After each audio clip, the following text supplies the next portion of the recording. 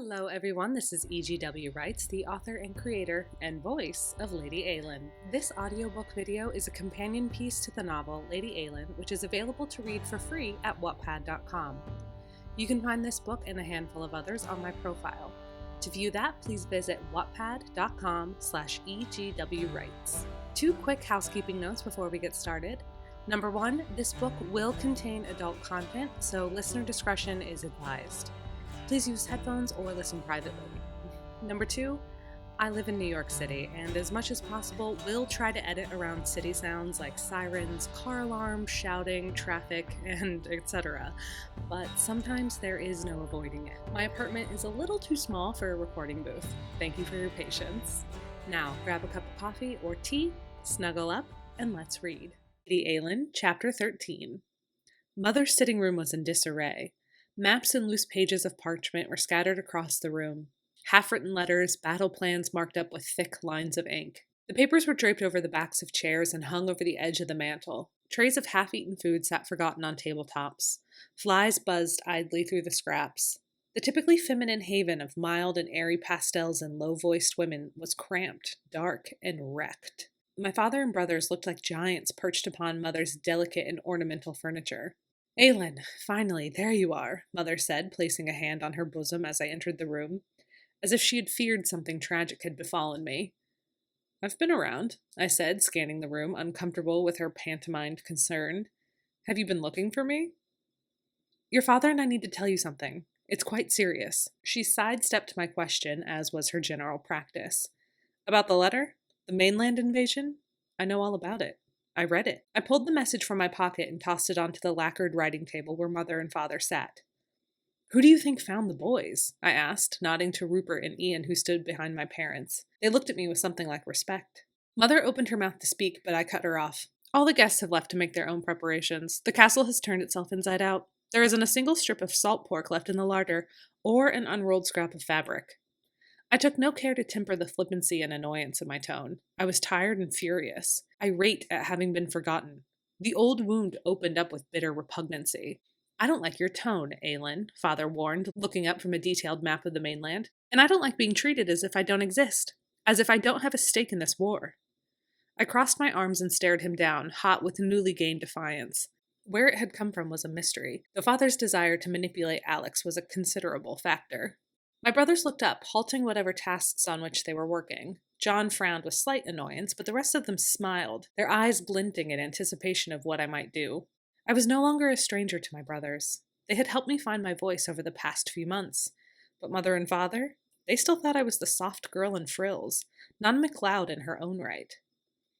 A long moment passed, the air thick. Mother's enormous grandfather clock ticked noisily. Now, it has been a long day. We are all on edge, are we not? Mother's voice was as sweet as honey, but her expression was sharp and full of warning. We owe you our gratitude, Eilean, for seeing our guests on their way and managing the house so splendidly today. I'm not interested in gratitude. I'm interested in knowing what the plan is.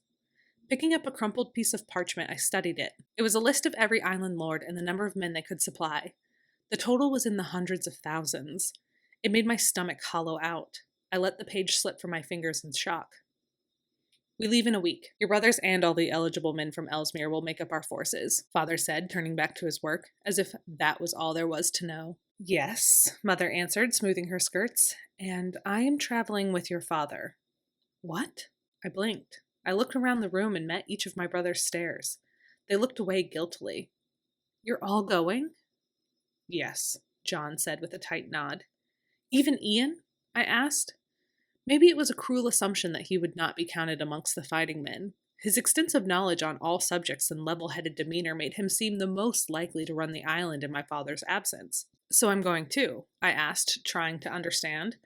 What would I do on a battlefield? I didn't have a wardrobe suited for war. Rupert had been teaching me the basics of shooting, but I still struggled to pack the ammunition correctly. My mind raced with the things that I would have to do to get ready to leave. A thrill thrummed low in my stomach, and I almost smiled. It was strange to feel the conflict of dread and excitement battling for dominance in my body. No, Eilean, God, no. Why the devil would you think you were coming? Father said sharply, fixing me with an incredulous stare. The churning sensations of terror and excitement died. In their place, a deep pit opened up and threatened to swallow me whole. An icy grip squeezed my heart, knowing that the true terror of the day was yet to come. Why wouldn't I go? If Mother, we need someone to stay and make sure that everything is being managed, Mother said, twisting her hands. It's not at all proper, but it's the only option. Her concern was more for the acceptability of a woman running Stormway, not that I was nearly ignorant of everything required to do the job. I don't know the first thing about running an island, I shouted, shocked, hurt, blindsided. Alone? You'd leave me here alone? Oh, don't be dramatic, Buggy, Thomas said, giving me an outrageous grin. It wasn't enough to cover how gray he looked, how scared he seemed. I'm not overreacting, I spluttered. You just said you're taking all the men. How are we supposed to plant or harvest or chop wood with no men? Who is going to make sure that the tenants are paying their taxes? What if there are crimes? Who is the judge? Father looked at me, frowning. He opened his mouth and winced in unease, as if he hadn't fully considered what he was leaving behind, and upon whose shoulders. A few months of lessons with Ian was nowhere near what I would need to run all of Elmsmere. For a brief moment, Father had the decency to look ashamed. He shook his head and sighed. We have the element of surprise and strength in numbers. We won't be away long enough for you to worry about all of that. A few months at most. We'll be back before you lose too much progress in your dancing lessons, especially if we secure Lord Leslie's help. My vision went black, and I snarled, at both implications, that I was just a silly girl and that Alex would support their cause. Father was missing the point. After today's rush, there was hardly a scrap of tinder to be found in the castle. Everything, absolutely everything, had been packed and prepared for a supply wagon. To march from Stormway was to leave us behind with nothing. I turned to Ian, not too proud to beg. Please, you have to stay. I can't do this. My brother's face crumpled. He shook his head. I don't have a choice. I looked around the room, trying to meet their eyes. They all bowed their heads. Even my brothers were powerless in the face of my father's ambitions. And you all decided this without me, I asked hotly, hands on my hips. The betrayal of a family I thought had started to accept me ripped through my chest. Why would your opinion have been important? Do you have skills or expertise relative to warfare that we should have considered? Have you battle training we were unaware of, daughter? Father asked. At my limit with his condescension, I kicked over a basket of mending Mother had haphazardly placed in the middle of the room. Eilean, enough, she said, snapping her fingers and her voice at me. I do not know what has come over you, young lady. I rounded on her and screamed, Then you are every bit as stupid as you think I am. Everyone in the room stilled. 9 heads turned and looked at me with bewilderment. Something deep in my chest fractured. The pain was unendurable. I started to cry. Why can't I go? I asked, angrily wiping away a tear, enraged at the show of emotion. Please, don't leave me here all alone. Mother shook her head, her lips tight and her eyes cold. A war camp is no place for a woman, Eilean. You're going. I am married, and I'm old. I'm not... Mother looked around the room uneasily. I am not a prize, Eilean. The men would be tempted to use you ill, and we can't distract ourselves with protecting you. I blinked and pulled back, my shoulders going rigid. A bright bubble of stunned laughter wheezed out of me, and I thought about the night before. How I might no longer be considered a prize. I had half a mind to mention it, but I couldn't find the words. Fine, I said. Then I will leave you to your machinations. Clearly there is no room here for me. My voice was bitter and dripped with contempt. I sketched a bow to Mother and Father. They shook their heads, no doubt annoyed by my disrespect. Turning on my heel, I stalked toward the door, stopping when I was in the threshold to sneer at my father over my shoulder. Oh, I said, tilting my head and putting on the guise of innocent surprise. Since it is so obviously part of your plan, I wouldn't rest your hopes on the fist bailing you out. Without further explanation, I pulled the door shut, slamming it. In the hallway, I heard John ask, What does she mean by that? I stomped down the hall as they all started talking over each other. When I arrived back in my rooms, Alex was waiting for me. He sat by the fire, his shoulders tense and his face tight. Is everything all right? He asked, standing immediately and escorting me to a nearby chair. The last quarter hour had been an absolute nightmare. It did not have the feeling of reality. Nothing made sense. Still, I answered Alex as best I could. They're all leaving. Even Ian. Even Mother. My voice was devoid of feeling. I wasn't sad. I was outraged. Scared even, but not sad. Do you know when?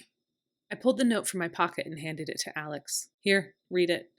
This is what arrived this morning. A main landlord, but I don't know the sigil. He said he secured the funds needed to ensure my father's success. Alex looked at the note, frowning at the seal.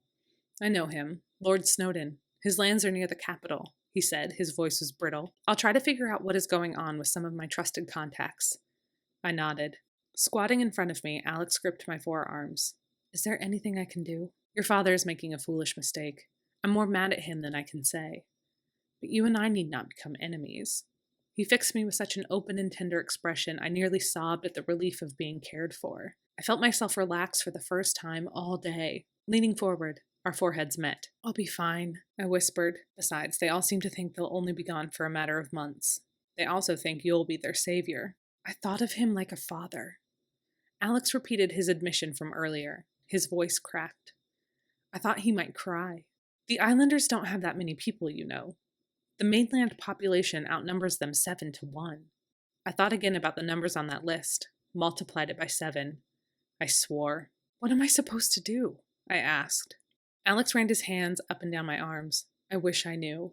Get as much information as you can and then apply it. I nodded. The clock chimed midnight. How had it become so late? Alex looked at the clock as if also surprised by the time. You should get some sleep. I was drained, bone-weary. His suggestion of rest warmed me like a tonic. All right, I agreed. Alex stood, gently pulling me up from the chair. Softly, he moved around to my back and undid the lacings on my dress, slipping the bodice off my arms and the skirts over my hips. He made quick work of my panniers, petticoats, and stays. I should have been mortified, but the attentions of someone who dared to care for me overwhelmed my sense of modesty, and after last night there were no longer any secrets between us. Alex escorted me to the bed and pulled down the covers. In you go, he commanded. Laughing at his fussing, I burrowed down deep under the covers and allowed myself to relax. My eyes were heavy and my mind mercifully blank. Alex tucked me in and then moved around the room, stoking the fire, blowing out the candles, picking up my clothes and piling them on a chair. He came back to the side of the bed and bent over, kissing me on my brow. Good night, he whispered. He turned to walk away, but I reached out and caught his hand. Stay. My request was pitiful, more like a beg. Alex smiled and nodded, then shrugged out of his coat. He kicked off his boots and unwound his cravat. I rolled over to the other side of the bed as Alex lifted the covers and laid down. I let him cocoon me in his arms, astonished at the way he seemed to fit around me. Lie to me, I whispered as my fears roared inside of me. A cold tear slid down my cheek. Tell me everything will be fine. Alex hummed, the sound buzzing close to my ear tickled. I won't lie to you. I twisted to see his face, ready to fight for this one untruth. Alex tightened his arms around my waist and shook his head. I won't lie, Eilean, he repeated. But I promise I will do everything in my power to make sure no harm comes to you. A lofty answer, but I was worried and cozy enough to accept it. I nestled into Alex's arms and listened to the steady sound of his heartbeat. It would have been easier to lie, I said. He kissed the side of my temple. I know. All too easily, I fell into a dreamless sleep. Near dawn, when the maid came to relight the fire, I bolted awake. It was one thing to be caught sharing a bed with Alex on a festive night, but 2 nights in a row, and in my own rooms? Relieved and a little disappointed, I noticed that the bed was empty beside me. He had left in the night. Thank you so much for listening today. I hope you enjoyed the story. Subscribe to this channel and click the notification bell to be alerted when new chapters are updated. You can also follow me on Wattpad or Twitter at EGWwrites, where I will also share updates. As always, thank you for being a part of Eilean's journey. We are very glad that you're here. Until next time.